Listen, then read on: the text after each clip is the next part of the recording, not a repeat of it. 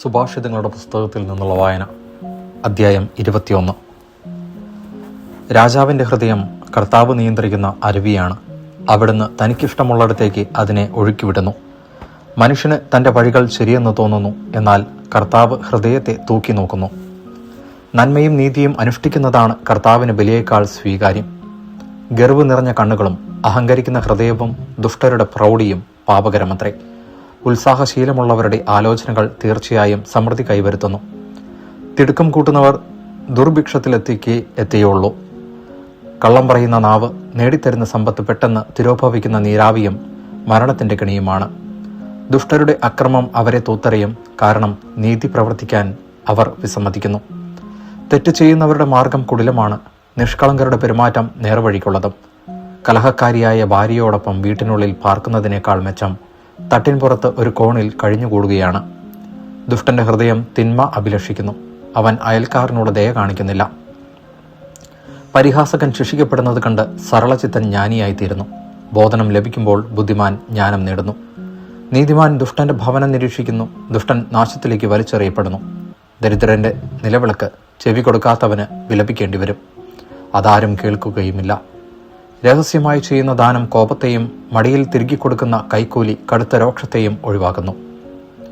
നീതി നിർവഹിക്കപ്പെടുന്നത് നീതിമാന്മാർക്ക് ആനന്ദവും ദുഷ്കർമ്മികൾക്ക് പരിഭ്രാന്തിയും ഉളവാക്കുന്നു. വിവേകത്തിന്റെ മാർഗത്തിൽ നിന്ന് വ്യതിചലിക്കുന്നവൻ മരിച്ചവരുടെ ഇടയിൽ ചെന്ന് പാർക്കും. സുഖലോലുപൻ ദരിദ്രനായിത്തീരും. വീഞ്ഞിലും സുഗന്ധ തൈലത്തിലും ആസക്തി കണ്ടെത്തുന്നവൻ ധനവാനാവുകയില്ല. ദുഷ്ടൻ നീതിമാന് മോചനദ്രവ്യമാണ്, അവിശ്വസ്തൻ സത്യസന്ധനും. കലഹക്കാരിയും കോപശീലയുമായ ഭാര്യയോടൊത്ത് കഴിയുന്നതിനേക്കാൾ നല്ലത് മരുഭൂമിയിൽ ജീവിക്കുന്നതാണ്. ജ്ഞാനിയുടെ ഭവനത്തിൽ അമൂല്യനിധികൾ ഉണ്ടായിരിക്കും, ഭോഷൻ സമ്പത്ത് ദൂർത്തടിച്ചു കളയുന്നു. നീതിയും കാരുണ്യവും പിന്തുടരുന്നവർ ജീവനും ബഹുമതിയും നേടും. ജ്ഞാനി പ്രബലരുടെ നഗരത്തെ ഭേദിച്ച് അവർ ആശ്രയിക്കുന്ന സങ്കേതം നിലം പതിപ്പിക്കും. സ്വന്തം അധരങ്ങളെയും നാവിനെയും നിയന്ത്രിക്കുന്നവൻ ഉപദ്രവങ്ങളിൽ നിന്ന് രക്ഷപ്പെടുന്നു. അഹങ്കാരിയും ധിക്കാരിയുമായ മനുഷ്യന്റെ പേര് പരിഹാസകൻ എന്നാണ്. അവൻ ആരെയും കൂസാതെ ഗർവോടെ പ്രവർത്തിക്കുന്നു. അലസന്റെ ആഗ്രഹങ്ങൾ അവനെ കൊന്നു കളയുന്നു, എന്തെന്നാൽ അവന്റെ കരങ്ങൾ അധ്വാനിക്കാൻ വിസമ്മതിക്കുന്നു. ദുഷ്ടന്മാർ എന്നും അത്യാഗ്രഹത്തോടെ കഴിയുന്നു, നീതിമാന്മാരാകട്ടെ നിർലോഭം ദാനം ചെയ്യുന്നു. ദുഷ്ടന്റെ ബലി വെറുപ്പുളവാക്കുന്നു, ദുരുദ്ദേശത്തോടെ സമർപ്പിക്കുമ്പോൾ അത് എത്രയോ അധികമായി വെറുക്കപ്പെടുന്നു. കള്ളസാക്ഷി നാശമടയും, ഉപദേശമനുസരിക്കുന്നവന്റെ വാക്ക് നിലനിൽക്കും.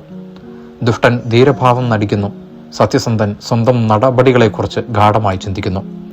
ജ്ഞാനമോ ബുദ്ധിയോ ആലോചനയോ കർത്താവിനെതിരെ വിലപ്പോവുകയില്ല. യുദ്ധത്തിനു വേണ്ടി കുതിരയെ സജ്ജമാക്കുന്നു, എന്നാൽ വിജയം നൽകുന്നത് കർത്താവാണ്. ദൈവവചനമാണ് നാം കേട്ടത്.